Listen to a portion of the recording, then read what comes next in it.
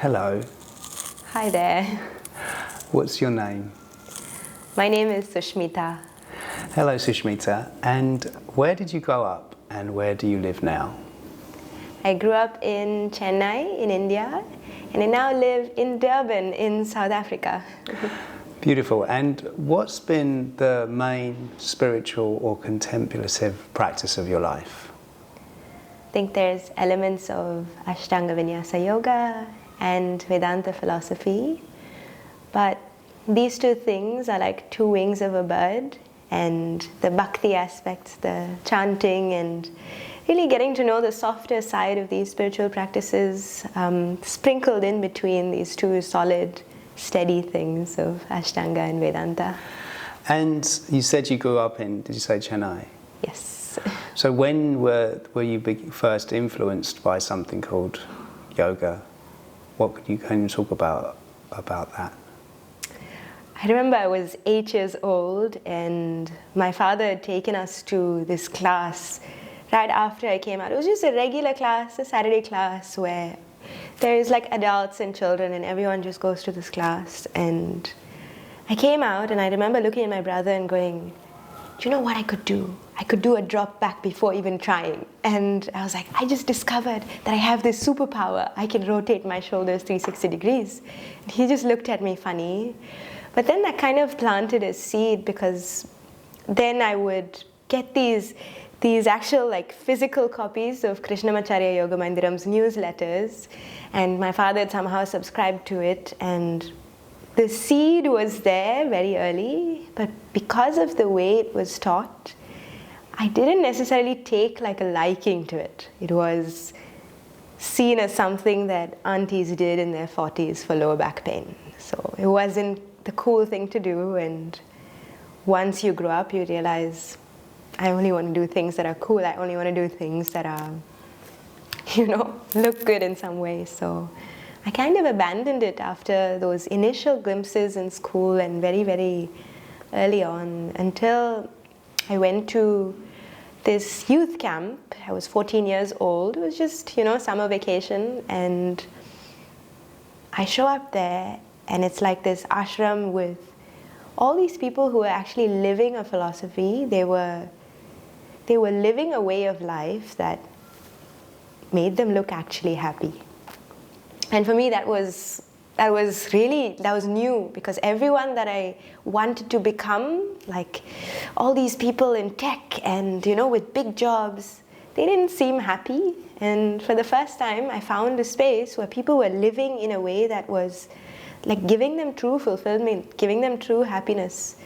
So I went back to this ashram year after year, every summer vacation, and when I was 19, I was like, I just want to, quit engineering university and do this full time. I want to become like an ashramite. I want to renounce the world and go and live there for 3 years. And my parents were like, no, that's not happening. That is just not happening. So I had to find a way of bringing this philosophy into my daily practice. So for almost 10 years, religiously, I woke up at 4:30 a.m. to do this simple contemplative practice. You study and you reflect on the knowledge, followed by a little bit of asana. And it didn't look like what I'm doing now, which is far more refined and far more structured. But the seeds were planted very young, and I was fortunate because I think you get born into an environment that's kind of suitable to your personality in some way. And for me, that environment was actually Chennai. It was being in the same town where Krishnamacharya established his last ever shala before he passed. It was where Jiddu Krishnamurti had set up the Theosophical Society. I even went to junior school it was literally in a forest and almost like in an unschooled, you don't need to wear chappals or uniforms. And that unique schooling and influence of where I was geographically, I think it just served as a reminder to come back to something that was higher, something that was subtler, something that felt a little bit more relaxed than what everyone was aspiring to do, which was go to engineering college, go abroad, and then like live a good life. But somehow I think if you brought it back to what that good life meant, in India you had reminders of divinity in every corner. Like you turn around the corner, there's a murti.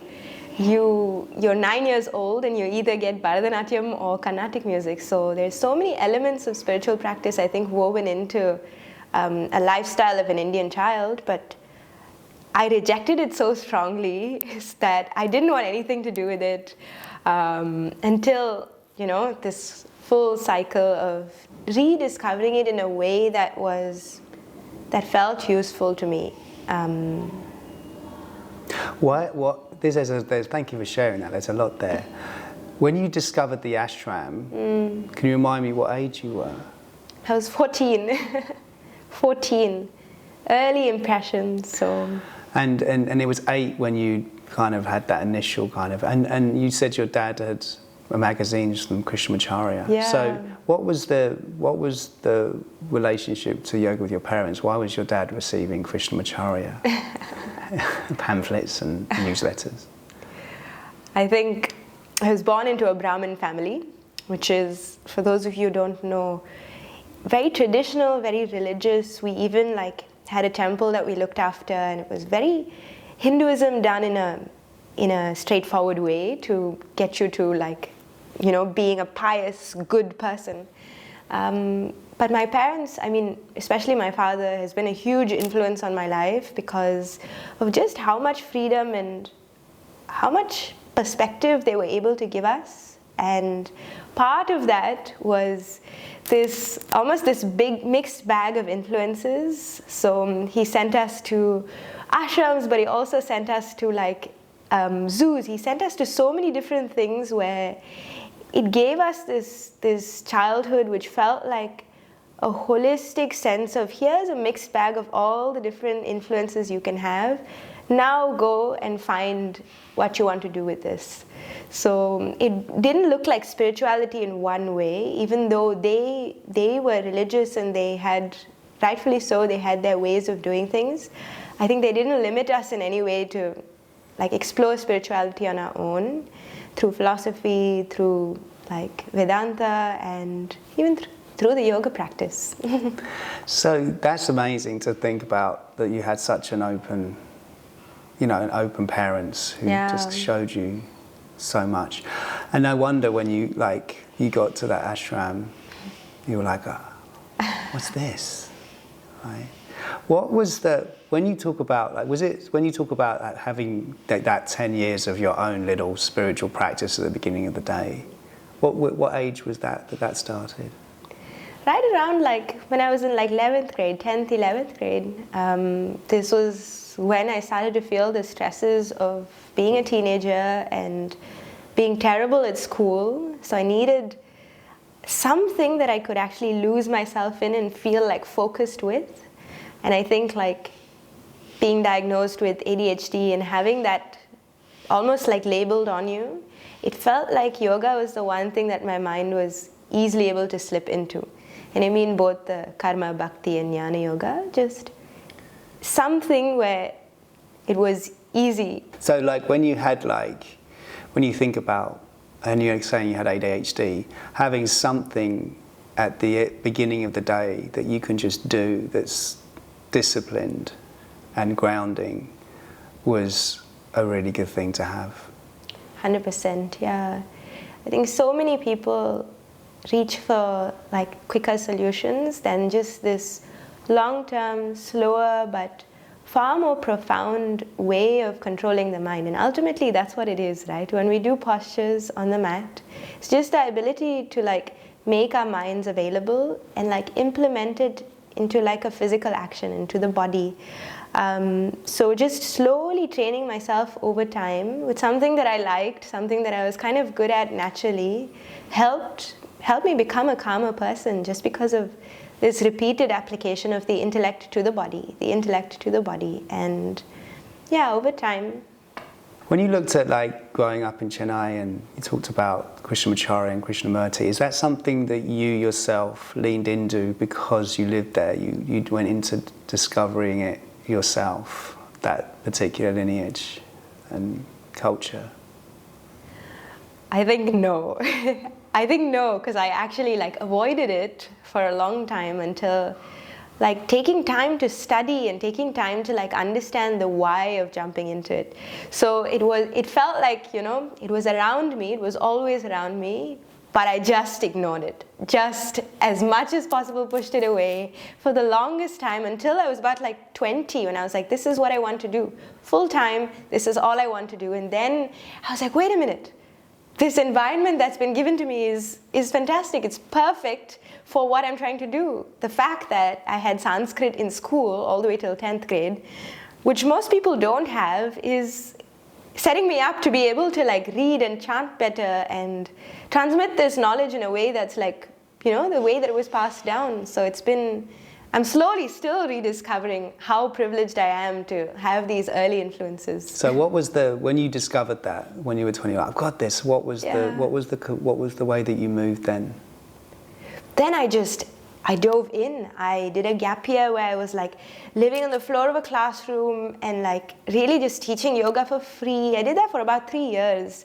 And it took me through this full journey of self-discovery. But at 23, I was like, looks like I need to go on Yoga Trade and find something to do, because like India is just India and they have these, you know, notions of what yoga is. But in the West, you know, or anywhere else, yoga is seen as this cure-all solution for all these things. So I found this job, which was like Yoga for Wellness Africa, which is an NGO in Tanzania. And I was like, yeah, let's go. Let's fly across the world to a place that's completely, you know, in the middle of nowhere and teach yoga. And that's exactly what I did. So I think once I decided this is what I want to do, like the universe kind of conspired to help me in that direction. And I found myself in like refugee camps helping give very basic yoga postures, sober houses, orphanages, these environments that you wouldn't think the kind of yoga that we were taught would be relevant because of the language barrier, because of like how you feel it in your body versus someone who's in so much pain that, you know, what works for you may not work for them. And just expanding my definition of what this practice can give.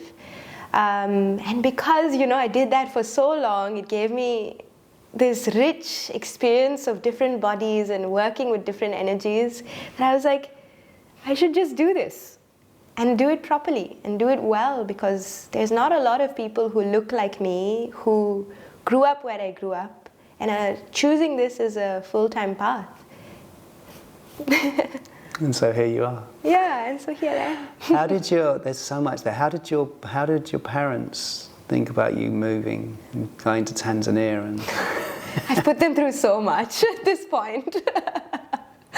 But they were really like lovely about it. Initially, of course, they were really concerned about their daughter breaking so many rules and doing so many different things. But I think for them, just seeing how happy I was and the work I was actually doing kind of gave them a sense that the child is no longer in their grip to be able to control so much. And this is part of the shell of being Indian, is that we wear this burden of being controlled by society, by our parents, by other people's opinions, so much so that until, you know, you feel the breath for the first time lifting you up, feeling like you have a voice, feeling like you can actually be who you are, it's almost like a lifetime of conditioning to overcome.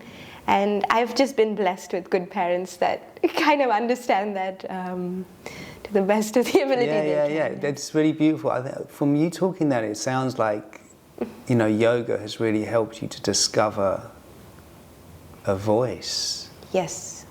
A voice that's you. Like, you know, I got this idea that practice helps us to become, or helps us to unveil the most creative sides of who we are. And 100%. I'm wondering if that's like the path that's opened up, and what that creativity, what that voice, what that language that is the entity that is Sushmitha is.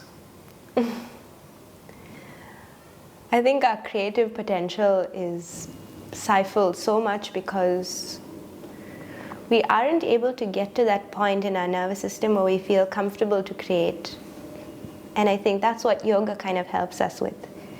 Like, to be able to calmly pull out all the insights that we've had and present it either in the form of words or in the form of painting or in whatever expression of it is.